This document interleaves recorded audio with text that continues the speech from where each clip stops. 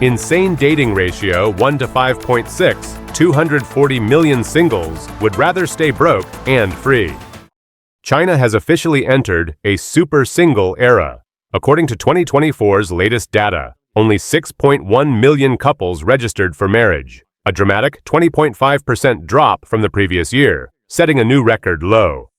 Over 240 million Chinese are now single, and as birth rates fall and mindsets shift, that number is expected to grow. Many men now ask, why shoulder the cost of marriage when I can just hire help and order takeout? Meanwhile, women question, if I earn my own money, why have children for someone else? Post-90s are actively choosing singlehood. Many don't date at all. Marriage, once seen as essential, is losing relevance, especially for men. Chinese men are increasingly turning to what's known as revenge singlehood. The gender imbalance is stark. Over 30 million more single men than women, with a national ratio of 13 to 9. In rural areas, it's even worse, 13 to 2. And yet, the blind date scene paints a different picture. According to Jiayuan.com, a major dating platform, the man-to-woman ratio at events is as skewed as 1 to 5.6. Offline events show even more dramatic gaps, 1 to 43 in Chengdu, 11 to 43 in Beijing, 40 in Hangzhou, and 1 to 36 in Nanchang. At a recent Guangzhou event, women paid 500 yuan to enter. Men got in free and even received gifts. Over 1,000 well-dressed women showed up, generating 500,000 yuan for organizers. Fewer than 50 men attended. The event became more of a social gathering than matchmaking. Even as China's own Valentine's Day, May 20th, approaches, more men are opting out of marriage altogether. What was once a rite of passage has become a burden many now avoid. One reason? Cost. Whether through blind dates or traditional dating, financial gestures are expected within months. Capital has created a narrative. If he doesn't spend, he doesn't love. When talk turns to marriage, the real expense begins, and it usually falls on the man's family. Surveys show that 80% of men feel pressured by material expectations. Even in smaller cities, engagement costs are overwhelming. Weddings themselves often cost between 500,000 to 900,000 yuan.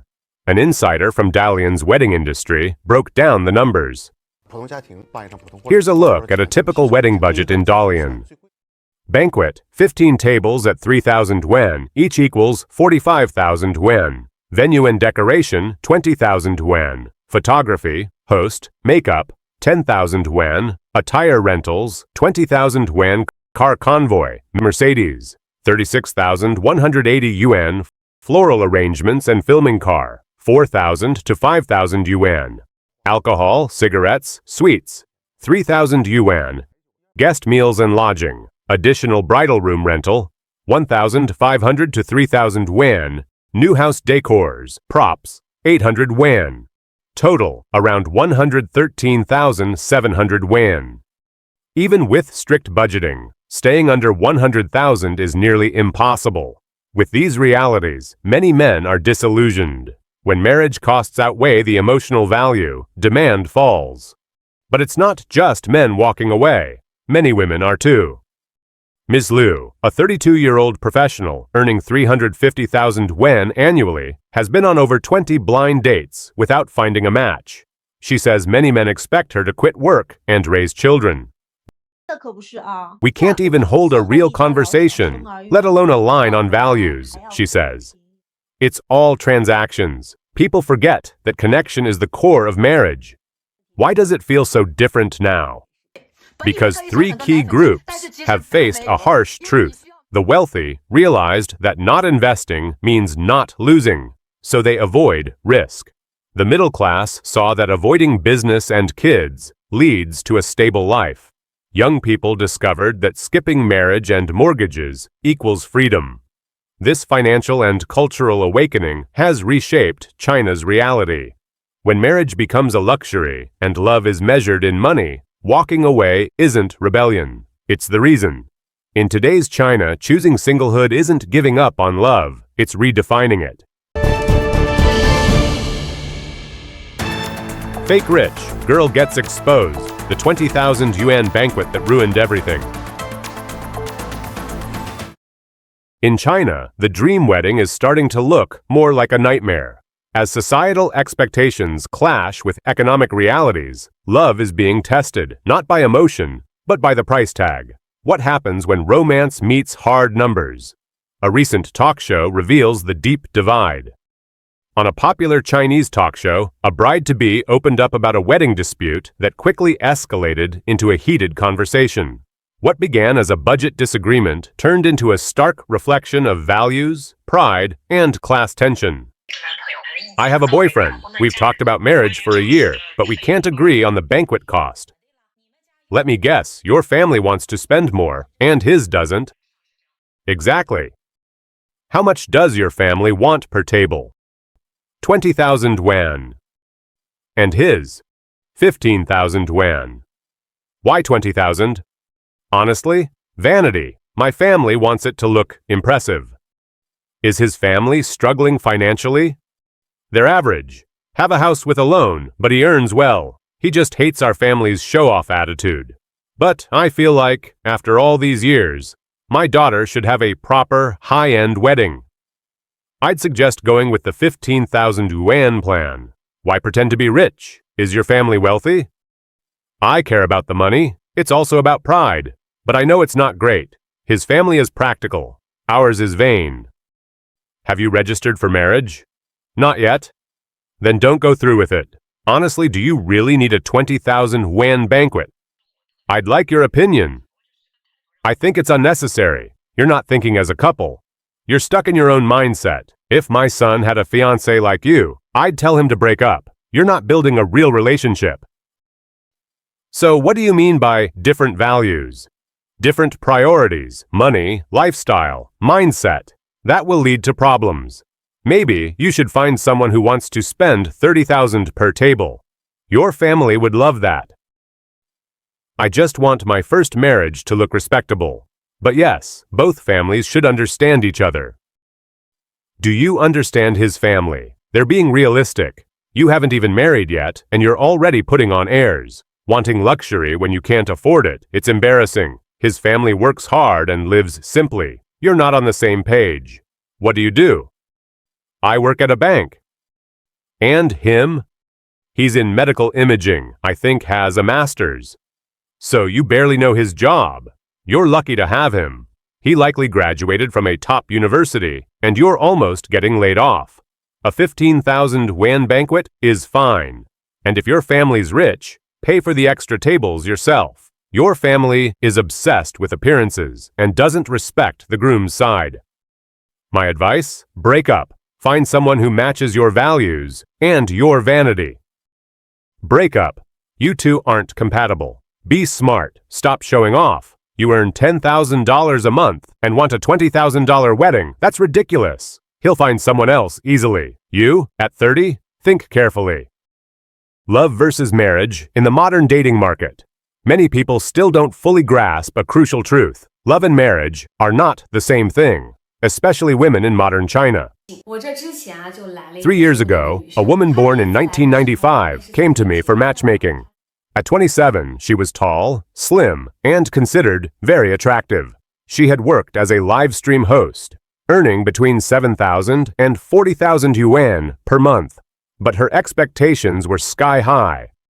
Her ideal man had to be over 6 feet tall, make at least 1 million yuan a year, own a luxury lakefront apartment, drive a G-Wagon, wear designer brands, and enjoy hobbies like golf and skiing. When I asked why, she said, "My ex was like that. He gave me an Hermes bag and a monthly allowance. Why settle for less than someone I just dated?" I asked how it ended. She admitted the relationship lasted a year. His family disapproved of her job, and he married someone they chose. I was honest. Wealthy men rarely marry live stream hosts. If she didn't lower her standards, finding a match would be nearly impossible. She left disappointed. 3 years later, she contacted me again, now 30, and more realistic. She said she'd consider someone earning 500,000 yuan a year, but the dating market, and she, had changed.